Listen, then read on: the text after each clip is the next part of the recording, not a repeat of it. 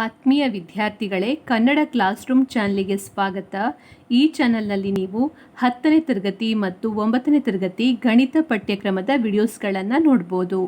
ಇವತ್ತಿನ ವಿಡಿಯೋದಲ್ಲಿ 10ನೇ ತರಗತಿ ಗಣಿತ 2 ಚರಾಕ್ಷರಗಳಿರುವ ರೇಖಾತ್ಮಕ ಸಮೀಕರಣಗಳ ಜೋಡಿಗಳು, ಅ peer of linear equations in 2 variable, ಈ ಅಧ್ಯಾಯದ ಅಭ್ಯಾಸ 3.5 ಇದರಲ್ಲಿ ಪ್ರಶ್ನೆ 2ರ ಪರಿಹಾರವನ್ನು ಕಂಡುಹಿಡಿಯೋಣ.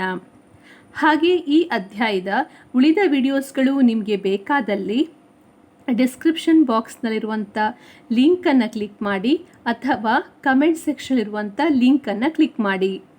ಅದೇ ರೀತಿ ಹೊಸ ವಿಡಿಯೋಸ್ಗಳನ್ನು ಹಾಕಿದಾಗ ನೋಟಿಫಿಕೇಷನ್ ಬೇಕಾದರೆ ಡಿಸ್ಕ್ರಿಪ್ಷನ್ ಬಾಕ್ಸ್ನಲ್ಲಿರುವಂಥ ಟೆಲಿಗ್ರಾಮ್ ಲಿಂಕನ್ನು ಜಾಯ್ನ್ ಆಗ್ಬೋದು ಅಥವಾ ಚಾನಲನ್ನು ಸಬ್ಸ್ಕ್ರೈಬ್ ಮಾಡಿ ಸಬ್ಸ್ಕ್ರೈಬ್ ಬಟನ್ ಪಕ್ಕದಲ್ಲಿರುವಂಥ ಬೆಲ್ ಐಕಾನನ್ನು ಒತ್ತಿ.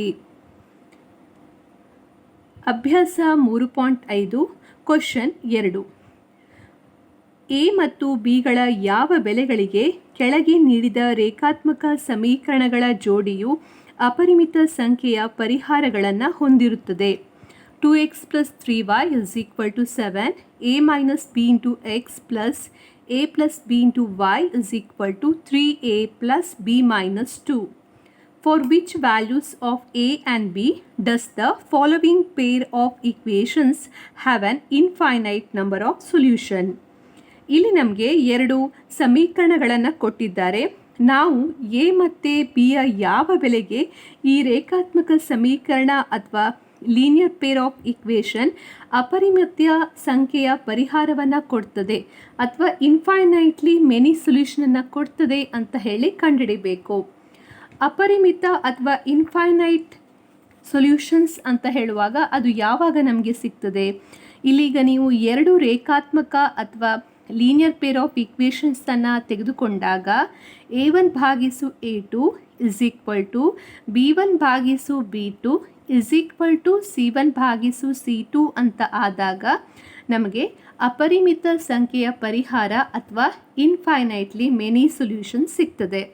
ಹಾಗಾಗಿ ನಾವು ಮೊದಲಿಗೆ ಇಲ್ಲಿ ಮಾಡಬೇಕಾಗಿರುವಂಥದ್ದು ಏನು ಅಂದರೆ, ನಮಗೆ ಕೊಟ್ಟಿರುವಂತಹ 2 ಸಮೀಕರಣದಲ್ಲಿ a1 b1 ಹಾಗೆ a2 b2 ನಂತರ c1 c2 ಇದೆಲ್ಲದರ ಬೆಲೆಯನ್ನು ಕಂಡುಹಿಡಿದು ಅವುಗಳ ಅನುಪಾತವನ್ನು ಸಮ ಅಂತ ತೆಗೆದುಕೊಳ್ಬೇಕು.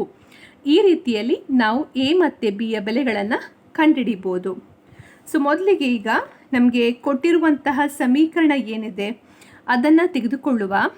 ಈಗ ಮೊದಲ ಸಮೀಕರಣ 2x plus 3y is equal to 7 ಅಂತ ಇದೆ. ಈ 7ಅನ್ನು ನಾನು ಈ ಬದಿಯಲ್ಲಿ ಬರೀತಾ ಇದ್ದೇನೆ. ಸೊ -7 ಆಗ್ತದೆ. So -7 is equal to 0. ಇದನ್ನು ಈಗ ನಾವು ರೇಖಾತ್ಮಕ ಸಮೀಕರಣದ ಜನರಲ್ ಫಾರ್ಮ್ ಏನಿದೆ ಅದರ ಜೊತೆ ಕಂಪೇರ್ ಮಾಡ್ಬೋದು. ಸೊ ಅದರ ಜೊತೆ ಕಂಪೇರ್ ಮಾಡಿದಾಗ a1x b1y plus c1 is equal to 0 ನಮಗೆ a1 b1 ಮತ್ತು c1ನ ಬೆಲೆಗಳು ಸಿಗ್ತದೆ. ಹಾಗೆ ಎರಡನೇ ಸಮೀಕರಣ a minus b into x plus a plus b into y, ಈ 3a ಪ್ಲಸ್ b ಮೈನಸ್ 2 ಏನಿದೆ ಇದನ್ನು ನಾವು ಕಾನ್ಸ್ಟೆಂಟ್ ಅಥವಾ c2 ಅಂತ ತೆಗೆದುಕೊಳ್ಬೋದು. ಸೊ ಈ ಬೆಲೆಯನ್ನು ಈ ಬದಿಗೆ ತಂದಾಗ ಇದನ್ನು ಬ್ರ್ಯಾಕೆಟ್ ಒಳಗಡೆ ಬರೆದರೆ ಇದನ್ನು ಇಲ್ಲಿಗೆ ತಂದಾಗ ಅದು ಮೈನಸ್ ಆಗ್ತದೆ. ಸೊ ಹಾಗಾಗಿ ನಾನು ಇಲ್ಲಿ ಮೈನಸ್ ಅಂತ ಬರೀತಾ ಇದ್ದೇನೆ. So 3a plus b minus 2 is equal to 0. ಈಗ ಇದನ್ನು ನಾವು ರೇಖಾತ್ಮಕ ಸಮೀಕರಣದ ಜನರಲ್ ಫಾರ್ಮ್ ಏನಿದೆ ಅದರ ಜೊತೆ ಕಂಪೇರ್ ಮಾಡುವ. ಸೊ ಮೊದಲ ಸಮೀಕರಣವನ್ನು ಇದರ ಜೊತೆ ಕಂಪೇರ್ ಮಾಡಿದರೆ ನಿಮಗೆ ಇಲ್ಲಿ a1 ಇಸ್ ಈಕ್ವಲ್ ಟು ಎಷ್ಟು ಸಿಗ್ತದೆ? a1 ಇಸ್ ಈಕ್ವಲ್ ಟು 2 ಹಾಗೆ b1 is equal to 3, c1 is equal to -7. ಅದೇ ರೀತಿ ಈ ಜನರಲ್ ಫಾರ್ಮ್ ಜೊತೆ ಇದನ್ನು ಕಂಪೇರ್ ಮಾಡಿದರೆ ನಮಗಿಲ್ಲಿ a2 b2 ಮತ್ತು c2 ಬೆಲೆಗಳು ಸಿಗ್ತವೆ. a2 x ಇದೆ, ಇಲ್ಲಿ xನ ಜೊತೆ ಏನಿದೆ a ಮೈನಸ್ b ಇದೆ. ಹಾಗಾಗಿ ನಾವಿಲ್ಲಿ a2 ಎಷ್ಟು ಅಂತ ಬರಿಬೋದು? a2 is equal to a minus b. ಅದೇ ರೀತಿ b2 B2 is equal to A plus B. ಇಲ್ಲಿ ಬ್ರ್ಯಾಕೆಟ್ ಹಾಕಿ ಕೂಡ ಬರೀಬೋದು ಅಥವಾ ಬ್ರ್ಯಾಕೆಟ್ ತೆಗೆದು ಕೂಡ ಬರೀಬೋದು. ಆಮೇಲೆ C2 ಇಸ್ ಈಕ್ವಲ್ ಟು, ಇಲ್ಲಿ ಮೈನಸ್ ಇದೆ, so minus 3A plus B minus 2. So ಈಗ ಎಲ್ಲ ಬೆಲೆಗಳು ಸಿಕ್ಕಿದೆ. ನಂತರ ನಾವಿಲ್ಲಿ ಕಂಡುಹಿಡಿಬೇಕಾಗಿರುವಂಥದ್ದು ಏನು? ಅಪರಿಮಿತ ಸಂಖ್ಯೆಯ ಪರಿಹಾರವನ್ನು ಹೊಂದಿರ್ತದೆ ಅಂತ ಪ್ರಶ್ನೆ ಪ್ರಕಾರ ಕೊಟ್ಟಿದ್ದಾರೆ ಕ್ವಶನಲ್ಲಿ. ಇನ್ಫೈನೈಟ್ಲಿ ಮೆನಿ ಸೊಲ್ಯೂಷನ್ಸ್ ಅಂತೇಳಿ. ಅಕಾರ್ಡಿಂಗ್ ಟು ಕ್ವಶನ್, ಪ್ರಶ್ನೆ ಪ್ರಕಾರ ಅಪರಿಮಿತ ಸಂಖ್ಯೆಯ ಪರಿಹಾರ ಅಥವಾ ಇನ್ಫೈನೈಟ್ ನಂಬರ್ ಆಫ್ ಸೊಲ್ಯೂಷನ್ಸ್ ಅಂತ ಕೊಟ್ಟಿದ್ದಾರೆ. ಸೊ ಅಪರಿಮಿತ ಸಂಖ್ಯೆಯ ಪರಿಹಾರ ಅಂತ ಹೇಳುವಾಗ ನಾವು ಅನುಪಾತವನ್ನು ಈ ರೀತಿಯಲ್ಲಿ ತೆಗೆದುಕೊಳ್ತೇವೆ. ಸೊ ಇಲ್ಲಿ ಎಲ್ಲದರ ಅನುಪಾತ ಒಂದಕ್ಕೊಂದು ಸಮ ಆಗಿರ್ತದೆ, ಹಾಗಾಗಿ ಇದನ್ನು ತೆಗೆದುಕೊಳ್ಬೇಕು ನಾವೀಗ. ಸೊ A1 ಭಾಗಿಸು A2 is equal to B1 ಭಾಗಿಸು B2 is equal to C1 ಭಾಗಿಸು C2. ನಂತರ ಇಲ್ಲಿ ನಮಗೆ ಸಿಕ್ಕಂಥ ಈ ಬೆಲೆಗಳು ಏನಿದೆ, ಈ ಬೆಲೆಗಳನ್ನು ಇಲ್ಲಿ ಈಗ ಹಾಕ್ತಾ ಹೋಗುವ. ಸೊ A1 ಎಷ್ಟು? 2 ಭಾಗಿಸು A2 ಎಷ್ಟಿಲ್ಲಿ? A minus B is equal to B1 ಎಷ್ಟಿಲ್ಲಿ? 3 ಭಾಗಿಸು B2 A plus B is equal to C1 minus 7 ಭಾಗಿಸು C2 ಇಲ್ಲಿ minus 3A plus B minus 2. ಅದರ ನಂತರ ಇಲ್ಲಿಗ ಮೈನಸ್ ಇದೆ, ಸೊ ಇದೆರಡು ಮೈನಸ್ ಕೂಡ ಕ್ಯಾನ್ಸಲ್ ಆಗ್ತದೆ. ಸೊ ಮೈನಸ್ ಪ್ಲಸ್ ಆಗ್ತದೆ. ಸೊ ಇಲ್ಲಿ ಕೇವಲ 7 ಭಾಗಿಸು 3A ಪ್ಲಸ್ ಬಿ ಮೈನಸ್ 2 ಅಂತ ಸಿಗ್ತದೆ. ಆಮೇಲೆ ನಾವೀಗ ಎ ಮತ್ತು ಬಿಯ ಬೆಲೆಯನ್ನು ಕಂಡುಹಿಡಿಬೇಕು. ಅದಕ್ಕೋಸ್ಕರ ನಾವಿಲ್ಲಿ ಎರಡೆರಡು ಬೆಲೆಗಳನ್ನು ತೆಗೆದುಕೊಳ್ಳುವ. ಸೊ ಮೊದಲಿಗೆ ನಾನಿಲ್ಲಿ ಈ ಎರಡು ಬೆಲೆಗಳನ್ನು ತೆಗೆದುಕೊಳ್ತಾ ಇದ್ದೇನೆ. 2 ಭಾಗಿಸು A minus B is equal to 3 ಭಾಗಿಸು A plus B. So 2 divided by A minus B is equal to 3 divided by A plus B. ಇಲ್ಲೀಗ ಓರೆ ಗುಣಾಕಾರವನ್ನು ಮಾಡಬೇಕು. ಅಂದರೆ ಈ ಎರಡನ್ನು ಇದರ ಜೊತೆ ಗುಣಿಸಬೇಕು, ಹಾಗೆ ಈ 3 ಇದರ ಜೊತೆ ಗುಣಿಸಬೇಕು. ಸೊ ನಮಗಿಲ್ಲಿ ಸಿಗ್ತಾ ಇದೆ 2 ಗುಣಿಸು A plus B is equal to 3 ಗುಣಿಸು A ಮೈನಸ್ ಬಿ. ಆಮೇಲೆ ಇಲ್ಲಿ ಗುಣಿಸಿ ಬರೆಯುವ 2A plus 2B is equal to 3A minus 3B. ಅದರ ನಂತರ ಇಲ್ಲಿ ಮೈನಸ್ 3B ಇದೆ. ಸೊ ಈ 2Bಯನ್ನು ಹಾಗೆ ಬರೆದು ಬಿಡುವ. ಈ ಮೈನಸ್ 3Bಯನ್ನು ಈ ಬದಿಗೆ ತಂದಾಗ ಪ್ಲಸ್ 3B ಆಗ್ತದೆ. ಆಮೇಲೆ ಇಲ್ಲಿ ಬಲಬದಿಯಲ್ಲಿ 3A ಇದೆ. ಸೊ ಈ 2Aಯನ್ನು ಬಲಬದಿಗೆ ತೆಗೆದುಕೊಂಡು ಹೋದಾಗ ಮೈನಸ್ 2A ಆಗ್ತದೆ. ಸೊ 2B ಪ್ಲಸ್ 3B ಅಂದರೆ 5B ಇಸ್ ಈಕ್ವಲ್ ಟು 3ರಿಂದ 2 ಕಳೆದರೆ 1 ಉಳಿತದೆ. ಸೊ ಇಲ್ಲಿ A ಇದೆ, 3A ಮೈನಸ್ 2A ಅಂದರೆ A. So 5B is equal to A ಅಂತ ನಮಗೆ ಇಲ್ಲಿಗ ಈ ರೀತಿಯ ಬೆಲೆ ಸಿಕ್ಕಿದೆ. ಇದನ್ನು ನಾವು ಸಮೀಕರಣ 1 ಅಂತ ತೆಗೆದುಕೊಳ್ಳುವ. ಅದರ ನಂತರ ನಾವು ನೆಕ್ಸ್ಟ್ ಏನು ಮಾಡಬೇಕಂದ್ರೆ ಈ ಎರಡು ಬೆಲೆಗಳನ್ನು ತೆಗೆದುಕೊಳ್ಬೇಕು. ಸೊ ಈ ಎರಡು ಬೆಲೆಗಳನ್ನು ತೆಗೆದುಕೊಂಡು ಸಮ ಅಂತ ತೆಗೆದುಕೊಂಡು ಮತ್ತೆ ಪುನಃ ಎ ಬಿಯ ಬೆಲೆಯನ್ನು ಕಂಡುಹಿಡಿಬೋದು. ಸೊ ಇಲ್ಲಿಗ ನಾನು 3 ಭಾಗಿಸು A plus B is equal to, ಇಲ್ಲಿ ಮೈನಸ್ ಇರೋದ್ರಿಂದ ಇದೆರಡು ಕ್ಯಾನ್ಸಲ್ ಆಗ್ತದೆ. ಸೊ 7 ಭಾಗಿಸು 3A ಪ್ಲಸ್ ಬಿ ಮೈನಸ್ 2 ಅಂತ ಸಿಗ್ತದೆ. ಆಮೇಲೆ ಇಲ್ಲಿ ನಾವು ಓರೆ ಗುಣಾಕಾರವನ್ನು ಮಾಡಬೇಕು. ಸೊ ಓರೆ ಗುಣಾಕಾರ ಮಾಡಿದಾಗ ನಮಗಿಲ್ಲೇನು ಸಿಗ್ತದೆ, ಈ 3 ಇದರ ಜೊತೆ ಗುಣಿಸಬೇಕು. So 3 into 3A plus B minus 2 is equal to, ಈ 7 ಇದರ ಜೊತೆ ಗುಣಿಸಬೇಕು. So 7 into A plus B. ಇಲ್ಲೀಗ ಗುಣಿಸಿ ಬರೆಯುವ 3 into 3 9. So 9A plus 3 into B ಅಂದರೆ 3B, 3 ಇಂಟು ಮೈನಸ್ 2 ಅಂದರೆ minus 6 is equal to 7A plus 7B. ಅದರ ನಂತರ ಇಲ್ಲಿರುವಂಥ 7Aಯನ್ನು ಈ ಬದಿಯಲ್ಲಿ ಬರೀತಾ ಇದ್ದೇನೆ. ಸೊ ಈ ಬದಿಗೆ ತಂದಾಗ ಅದು ಮೈನಸ್ 7A ಆಗ್ತದೆ.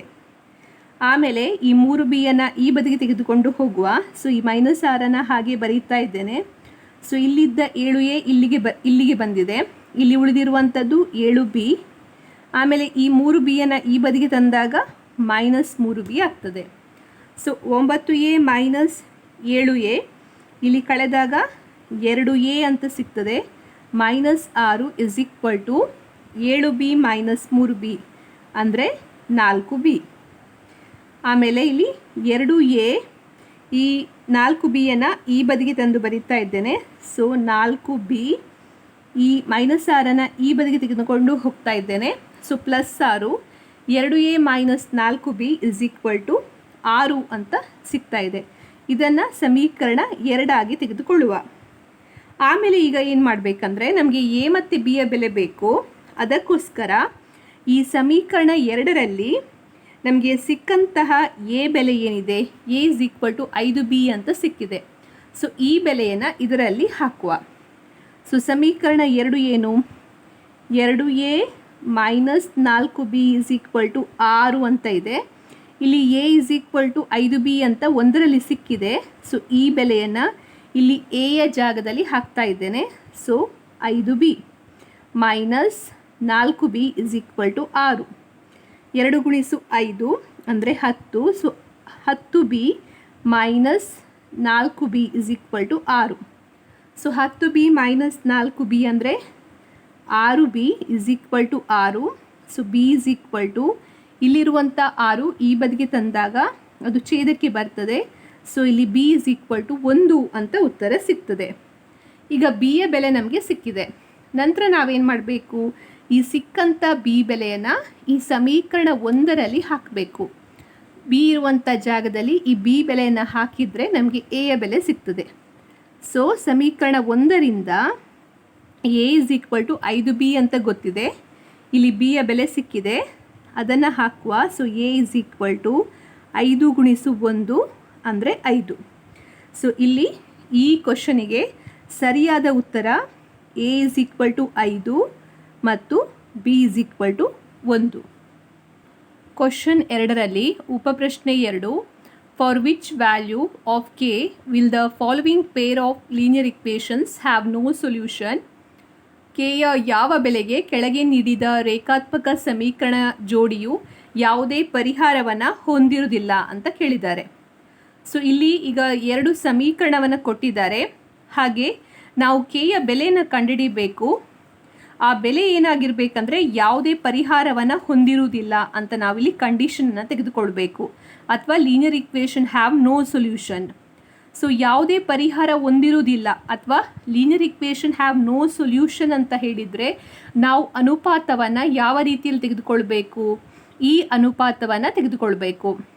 ಹಿಂದಿನ ಕ್ವಶನಲ್ಲಿ ನೀವು ಗಮನಿಸ್ಬೋದು, ನಮಗೆ ಪ್ರಶ್ನೆಯಲ್ಲಿ ಅಪರಿಮಿತ ಸಂಖ್ಯೆಯ ಪರಿಹಾರ ಅಥವಾ ಇನ್ಫೈನೈಟ್ ನಂಬರ್ ಆಫ್ ಸೊಲ್ಯೂಷನ್ಸ್ ಅಂತ ಕೊಟ್ಟಿದ್ದರು. ಅದಕ್ಕೋಸ್ಕರ ನಾನು ಈ ಕಂಡೀಷನನ್ನು ತೆಗೆದುಕೊಂಡಿದ್ದೆ.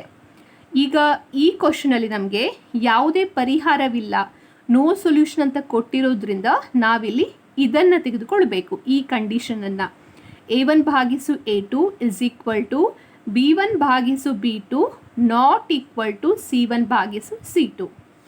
ಸೊ ಮೊದಲಿಗೆ ನಮಗೆ ಕೊಟ್ಟಿರುವಂಥ ರೇಖಾತ್ಮಕ ಸಮೀಕರಣವನ್ನು ಜನರಲ್ ಫಾರ್ಮ್ನಲ್ಲಿ ಬರೆಯುವ. ಸೊ ಜನರಲ್ ಫಾರ್ಮ್ ಏನು, a1x plus b1y plus c1 is equal to 0. ಹಾಗೆ a2x plus b2y plus c2 is equal to 0. ಈ ರೂಪದಲ್ಲಿ ನಮಗೆ ಕೊಟ್ಟಿರುವಂಥ ರೇಖಾತ್ಮಕ ಸಮೀಕರಣವನ್ನು ಬರೀಬೇಕು. So 3x plus y is equal to 1 ಅಂತ ಇದೆ. ಸೊ 3x ಪ್ಲಸ್ y ಈ 1ಅನ್ನು ಎಡಬದಿಗೆ ತಂದಾಗ -1 ಆಗ್ತದೆ. ಇದು ಸಮೀಕರಣ 1. ಆಮೇಲೆ ಇಲ್ಲಿ ಎರಡನೇ ಸಮೀಕರಣ 2k minus 1 into X plus k minus 1 into y. ಇಲ್ಲಿ ಇರುವಂಥ ಈ ಬೆಲೆಯನ್ನು ಈ ಬದಿಗೆ ತಂದಾಗ ಇದನ್ನು ಬ್ರ್ಯಾಕೆಟಲ್ಲಿ ತೆಗೆದುಕೊಂಡ್ರೆ ಈ ಬದಿಗೆ ಬಂದಾಗ ಎಡಬದಿಗೆ ಬಂದಾಗ ಅದು ಮೈನಸ್ ಆಗ್ತದೆ. So minus 2k plus 1. ಈಗ 2 ಸಮೀಕರಣ ನಮಗೆ ಸಿಕ್ಕಿದೆ. ಈ 2 ಸಮೀಕರಣವನ್ನು ನಾವು ರೇಖಾತ್ಮಕ ಸಮೀಕರಣದ ಜನರಲ್ ಫಾರ್ಮ್ ಜೊತೆ ಕಂಪೇರ್ ಮಾಡಿ A1 B1 C1 ಹಾಗೆ A2 B2 C2ನ ಬೆಲೆಗಳನ್ನು ಬರಿಬೇಕು. ಸೊ ಮೊದಲಿಗೆ ಇದರ ಜೊತೆ ಕಂಪೇರ್ ಮಾಡಿದರೆ ನಿಮಗೆ ಇಲ್ಲಿ A1 3 ಅಂತ ಸಿಗ್ತದೆ.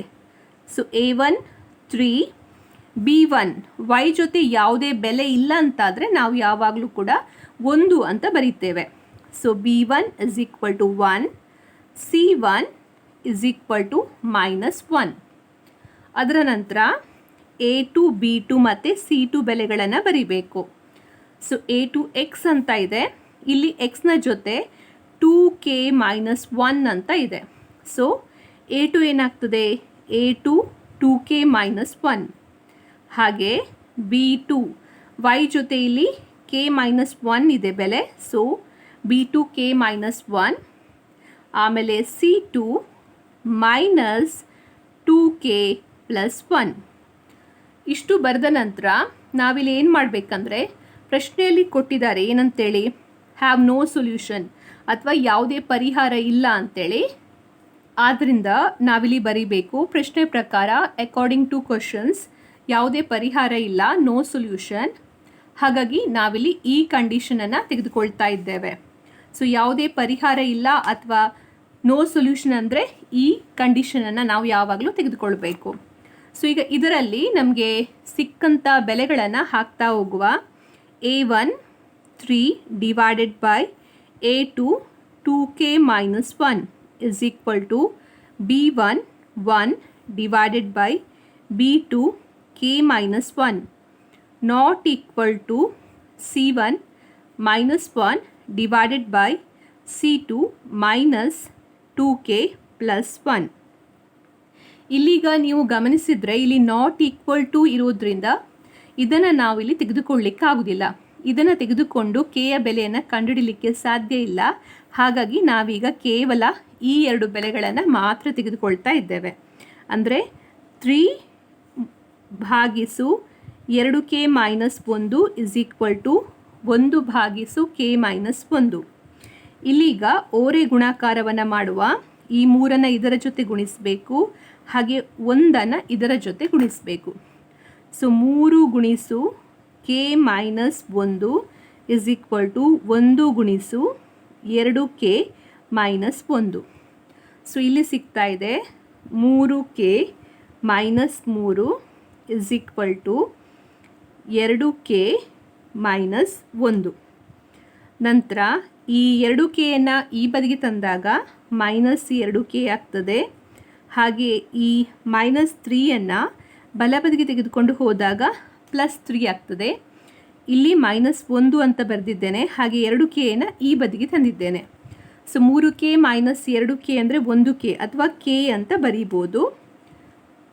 3ರಿಂದ 1ನ್ನು ಕಳೆದರೆ ಉತ್ತರ 2. ಸೊ ನಮಗಿಲ್ಲಿ ಸಿಗ್ತಾ ಇದೆ ಉತ್ತರ K = 2. Thank you.